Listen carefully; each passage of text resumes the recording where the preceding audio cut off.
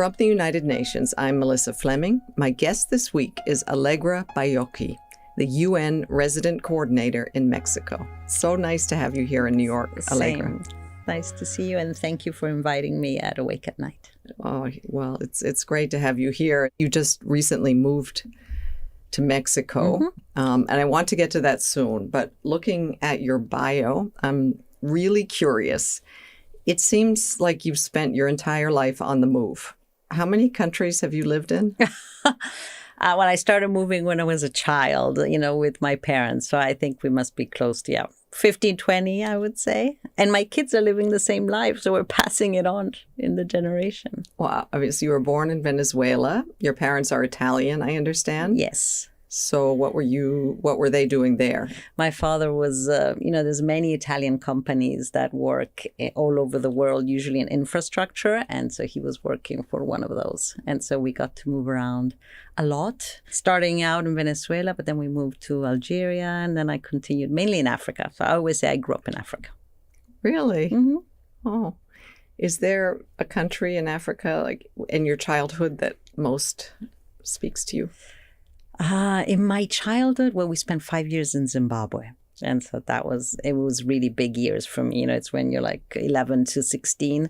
So that definitely becomes a core in my growing up, in my experience.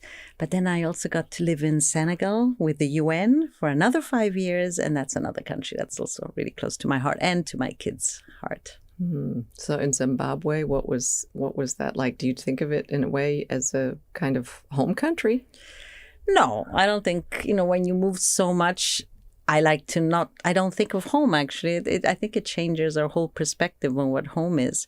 And you really get to see yourself as, I don't know, it sounds maybe trite, but as a world citizen. But I think it's just showing the diversity of the world and how connected you can be to everything. It doesn't matter if you're born there. Often people say, where are you from? And it has to be either born or parents and I think you can find connections with so many places. I also feel super connected to New York. I got the chance to work here twice.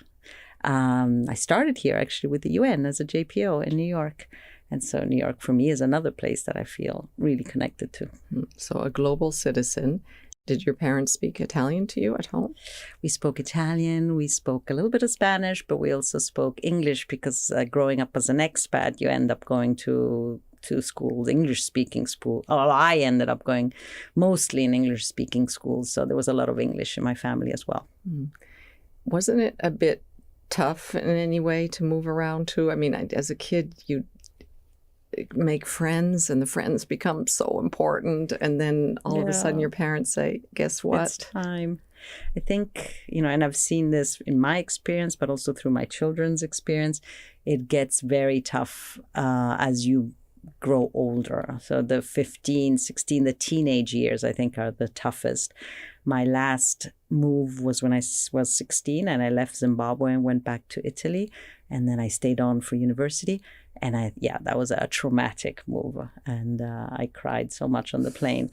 And I've seen that through my kids. But I was just saying this to a colleague recently. I asked my kids, all in all, do you regret it? And both of them said no, that the benefits of this kind of life and the way it connects you with the world, and you have so many experiences and end up having friends all over the world, is worth the missing and the saying goodbye to people. And I think in today's world, everybody's so connected that we're all a little bit of global citizens in a way. That's, I guess, the benefit of some of the social media platforms.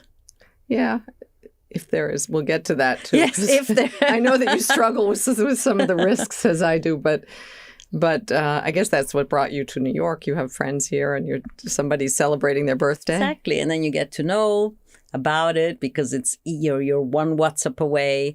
There's definitely a different way of staying connected today than when it was letters or, I remember faxes.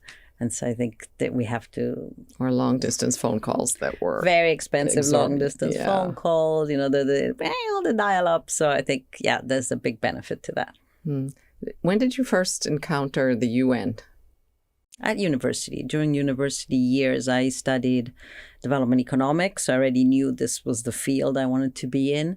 And UNICEF was offering a course, a side course in a way at the university around education and children. And so that's the first UN thing I did officially. And then I got an internship in Geneva. And, Geneva, like New York, is a place full of interns. And we're all around the same age, many different nationalities, everybody hoping to get into the UN.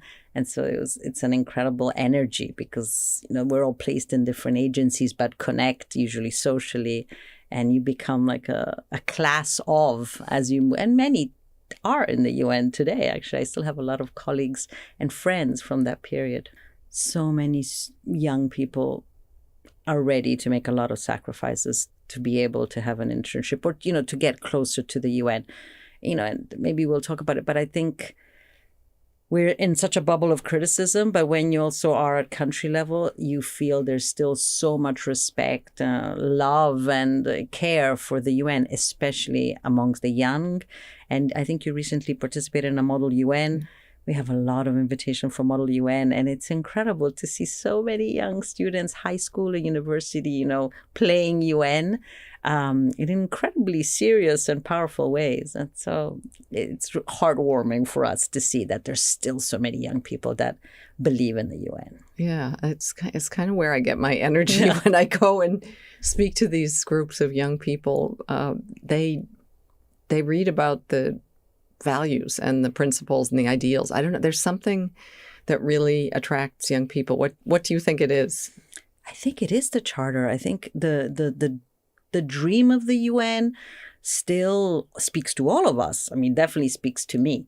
And I think, the young people are hopefully a little less jaded and still are hopeful and believe in that we can make it work. And I think they get that. And it's interesting because Model UN also tells them how complicated it is to actually make it work because they find themselves in a negotiating table, where they have to come to an agreement. And so I think they also see the other side, which is the whole intergovernmental process. So what is really behind the UN and how really hard it is to get so many voices to come together around any issue. And I said it recently, there's still so much magic in the UN because while we look at the disagreement, we're not seeing how much agreement is happening every day on many, many issues. And just that, being able to bring the world around any topic and actually have them agree is incredible. It is. Unfortunately, it's rarely reported. And that's one of my struggles. But yeah, there is a lot happening and there is a lot of impact in the UN. And I know that you've had a lot of impact in your career. But from Geneva, you didn't want to stay in Geneva? What happened next? I did what I think everybody should do, which is go and get experience. And so I joined an Italian NGO and ended up in the Kivus. So I started in Burundi. And then I went over the border to what was then Zaire. So I worked there for a year and then was able to join the UN with OCHA, the Office for the Coordination of Humanitarian Affairs, as a junior professional officer.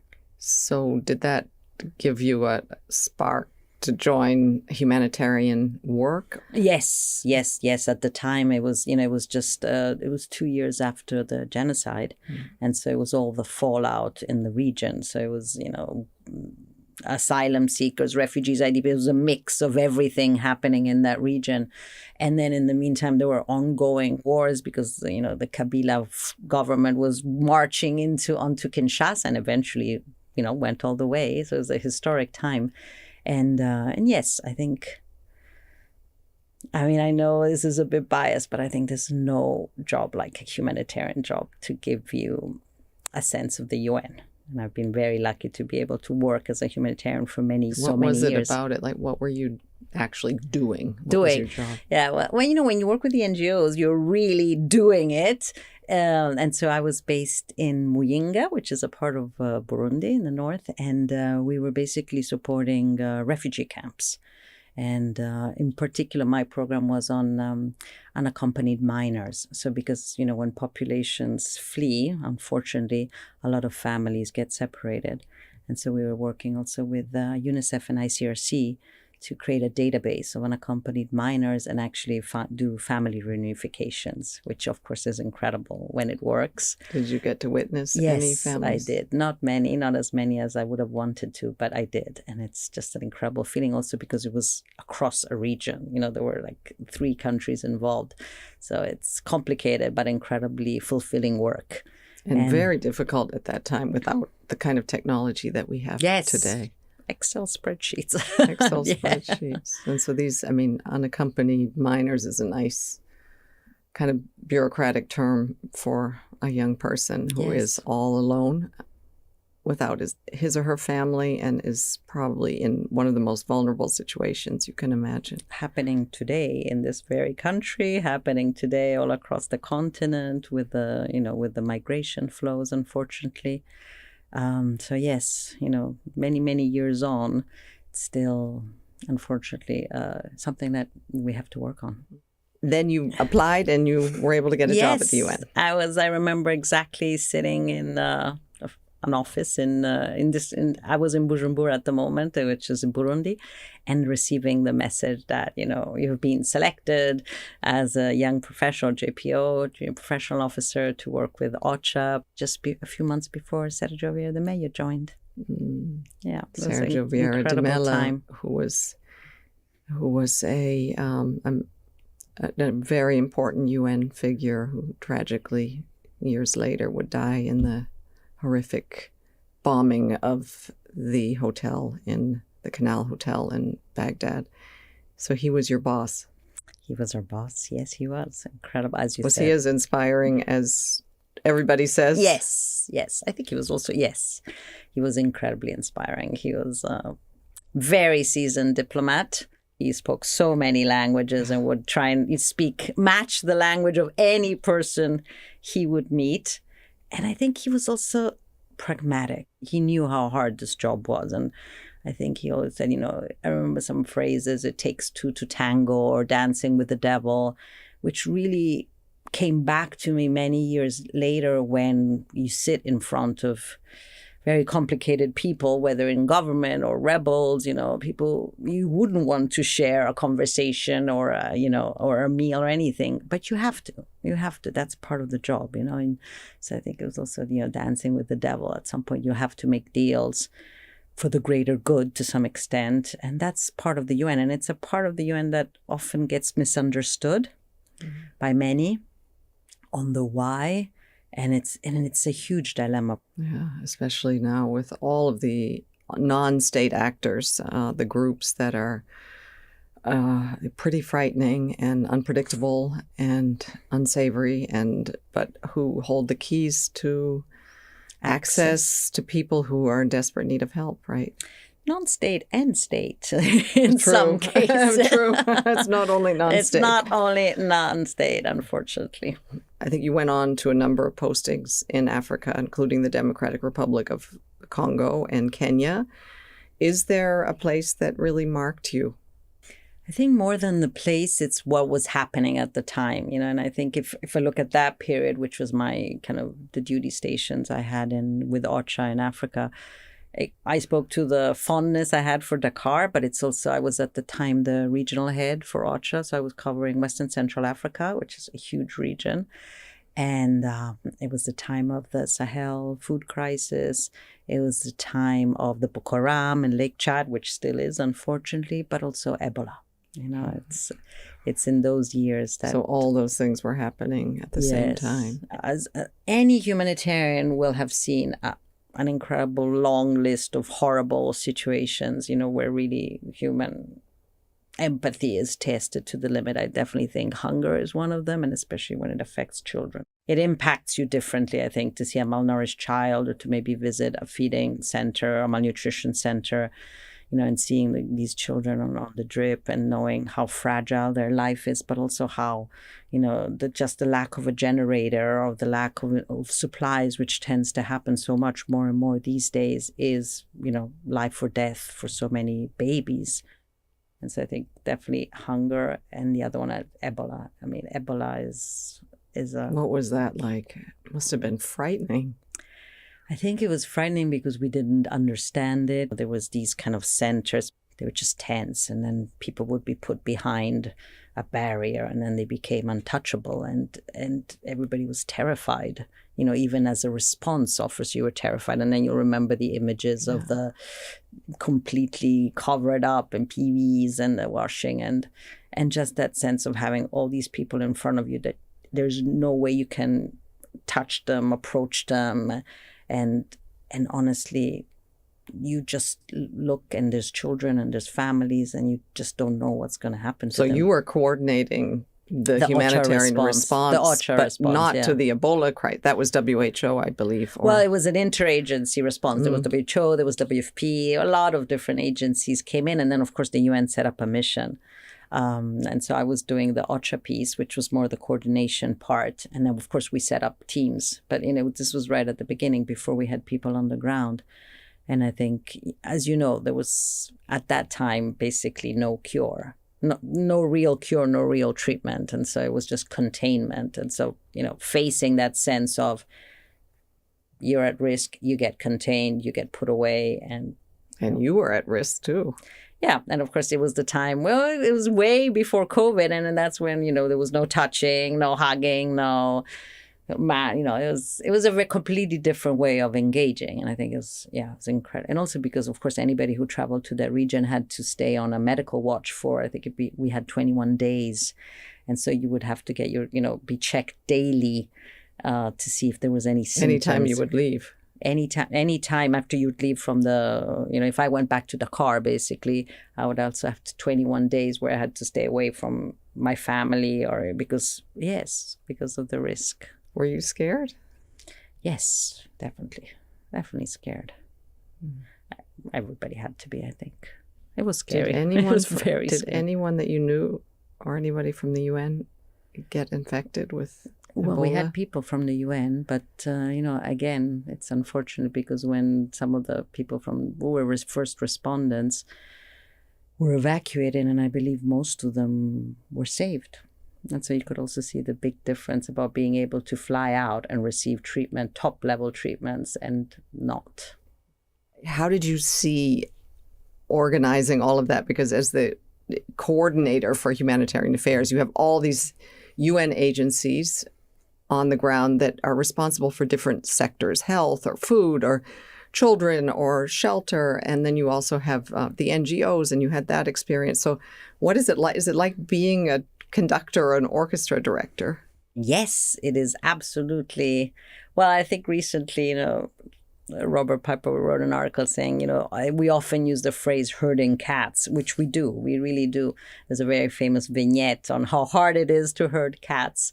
But it is about bringing so many different parts together, which are all necessary, but they only really work when they fit. It's kind of like a puzzle. You need all the pieces, but you need them to fit together because otherwise it's chaotic, duplicative, and very messy.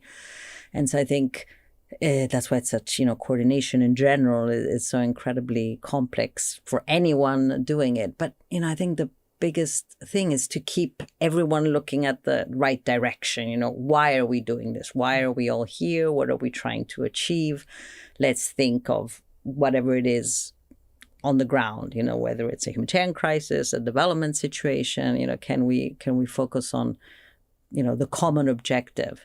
And I think over the years, because I've been doing coordination right from the beginning, basically, I feel we have much improved, much learned. And I think, the UN parts have really learned to work better together. You also worked in Sudan and South Sudan. How do you feel when you think about the war in Sudan today? I was with the peacekeeping operation then. Well, Sudan and South Sudan have gone through many ups and downs, and I left South Sudan, and we were in a moment of great hope when I left South Sudan in particular. We were helping create a new government. It was the first time South Sudan was going to become independent. We were helping design a nation. And so when South Sudan went back to war, there was already that first moment of big deception or disillusion, disappointment maybe. And then, of course, I lived about a year and a half in Khartoum, which at the time, was incredibly peaceful. Love, people were so friendly and open, and I remember people saying, well, it's a city that has never known war. People used to say that about Khartoum, and it was a beautiful town. It had a lot of magic to it. And so, yeah, when I see images, because obviously I haven't been back, but when I see images of the same neighborhood I used to live in and the rubble, completely it's just destroyed. Rubble. Yes, and of course, we have a lot of Sudanese colleagues also, and they've lived this through their families, and through their.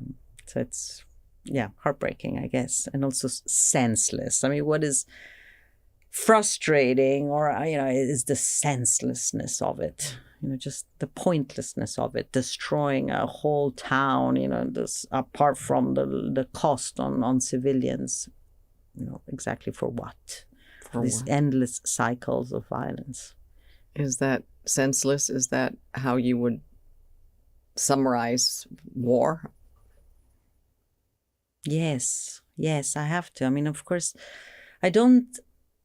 A crisis and uprisings can bring better outcomes, and I think we've seen that throughout history, but even recent history. There are moments when people just have to stand up and say, enough, we don't want this anymore.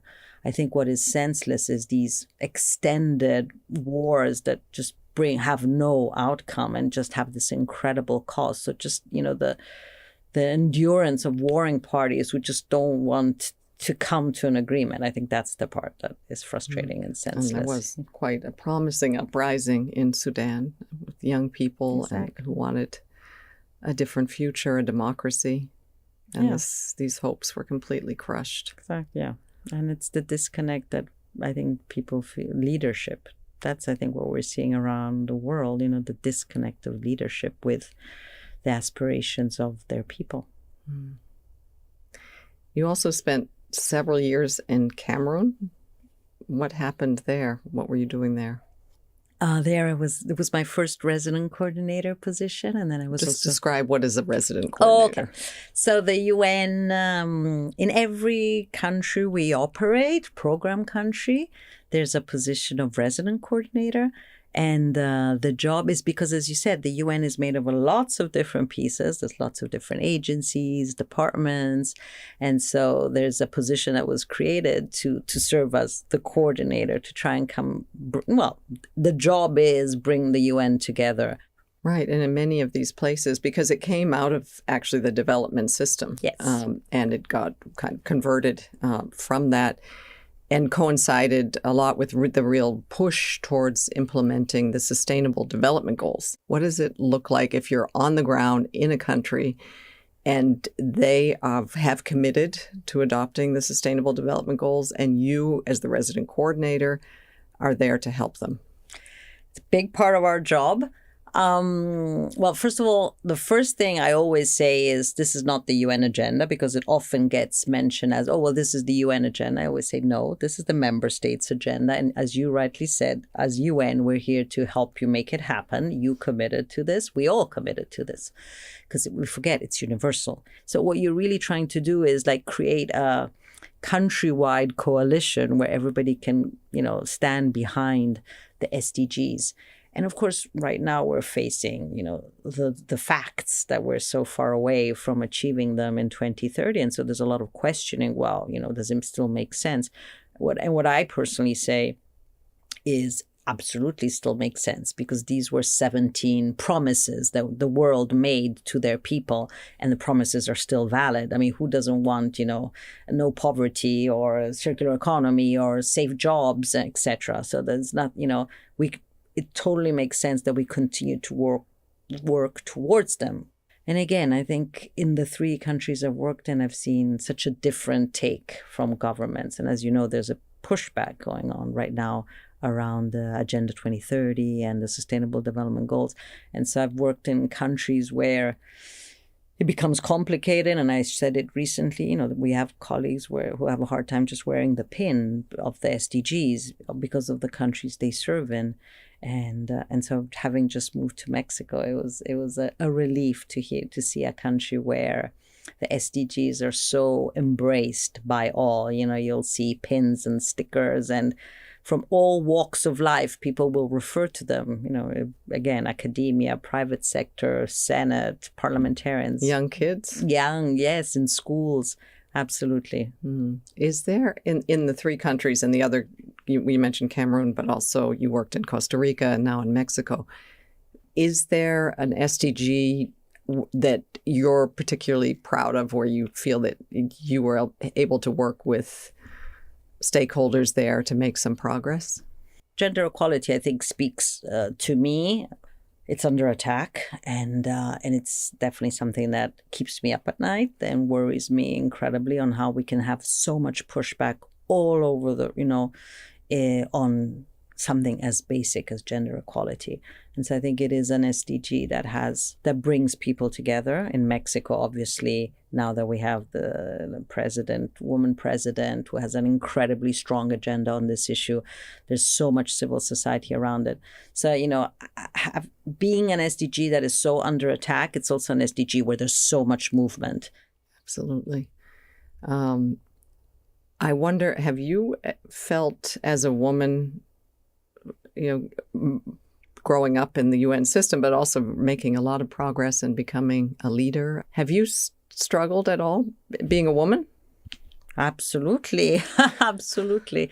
Among resident coordinators, we have a women RC network where, as a peer group, and I know we tried to organize ourselves, and we are very open about the issues that we face. Every single woman RC, and I believe every single woman, honestly, will say that they've had some form of experience or some form of discrimination or some form of different kind of treatment, whether it happens in the place where you're working, in your duty station, whether it happens in your organization or even in your family. Everything is connected. I think, as you know, the UN is a job that is life. It's not only a job. It's not a 9 to 5, especially when you work on posting. It's your whole life. You leave everything behind and you start all over again every 4 or 5 years or even less. And so, the way it affects your life, especially for caregivers, especially for, mothers or a lot of women. Personally, I'm also a single mother, and we have a lot of single mothers among resident coordinators. And I think it's, we really come together, and we've actually spoken to our organization to say, are there better ways to support us? And also, what I'm hearing from many women RCs who are out defending the UN, wearing the SDG pin, defending human rights, are also very much under attack online. And yes. I know that this is an issue that you really worked on a lot in Costa Rica. I mean, first, I'd just like to ask whether you have experienced any kind of digital hate, or any of your colleagues. Yes, absolutely. I think you cannot be a woman in leadership today and not have received some sort of hate. We did a lot of work in Costa Rica, especially around elections, whether it was in municipal elections or parliamentary elections, to really support women who did want to participate, who wanted to stand as candidates, to say, well, this is what you'll face, because I can't take that away. What I can tell you is, how can you protect yourself? How can you denounce it? How can you block people when necessary? Play with the tools that the platforms offer you to protect yourself, and when possible, really denounce it and seek justice for it. But as you know, it's incredibly complicated space. But I wanted to share some very good news coming out of Mexico, where under the leadership of President Sheinbaum, they've just signed the first agreement, as far as I know, in the whole continent with 3 platforms, a voluntary agreement. They have Google, Meta, and TikTok, which is to address hate speech and digital violence against women. Wow, yes. That is really good news. Yes, she announced it, and we were all, as you said, wow was the reaction, and we're now working with the Ministry of Women Affairs to see, how can we support the implementation. But it's called a voluntary agreement, but they did get these 3 platforms to sign. I did not mention one platform because they did not get that platform to agree with them. I think we know which one it is, but I hope that this could be a model. Totally. Hopefully it will also not just be a voluntary nice piece of paper, but they will actually implement. It does work a lot on the role of the platforms for sure, because we know there's a lot of responsibility and accountability on that side. But I think there's still a long way to go in terms of building the capacity of women who are in digital space, children, adolescents, and women to create a safer space for themselves with the tools that exist online.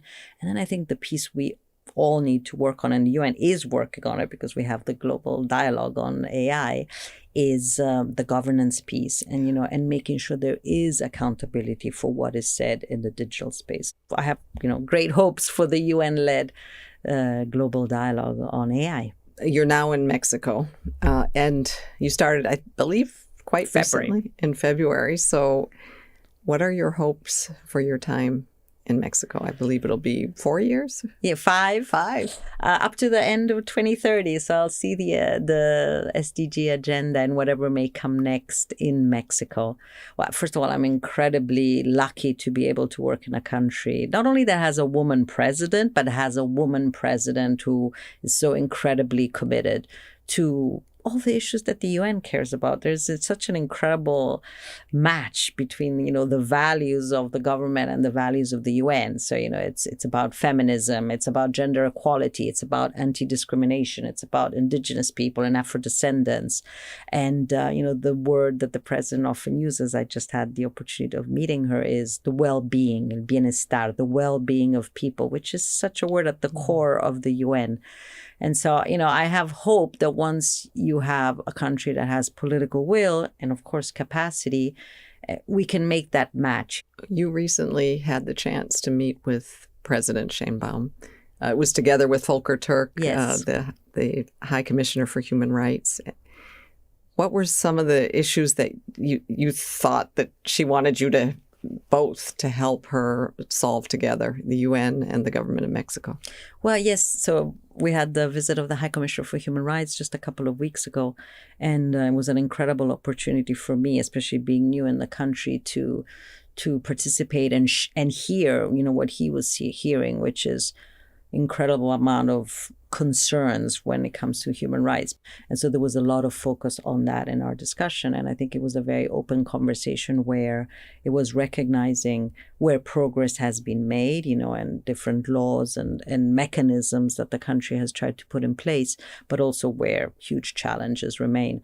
And I think it's always important as UN that you are in a position where you can hear all different voices. So, the High Commissioner was able to hear government and to hear, what their side of the response is, but at the same time match that with incredibly powerful and heart-wrenching stories that we collected from families, from mothers and brothers and sisters who are, looking for their loved ones, maybe decades on. So it's where you can bring those two sides together and, make a useful contribution. And I think so those definitely was some of the conversations. And I think it's also so powerful in a way when any leader recognizes that it can, it can receive advice or can receive support from the UN. And because that's all the UN wants to do. UN is really designed just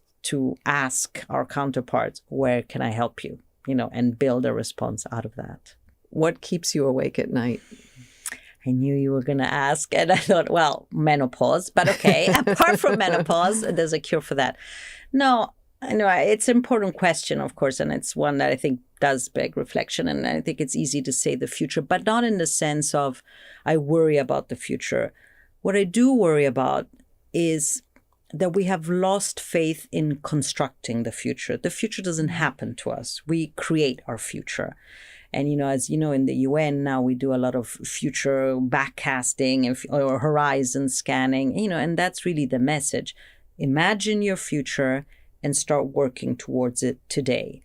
And what keeps me awake at night is how do I build a coalition of people, voices, institutions, capacities that I need, that we all need to build that future? Because what we're all seeing is a lot of indifference, is a lot of apathy. It's a lot of people giving up.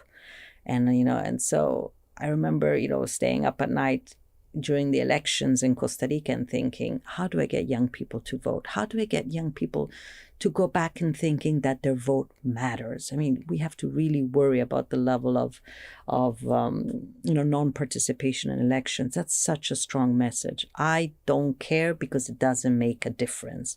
And so how do you reverse that?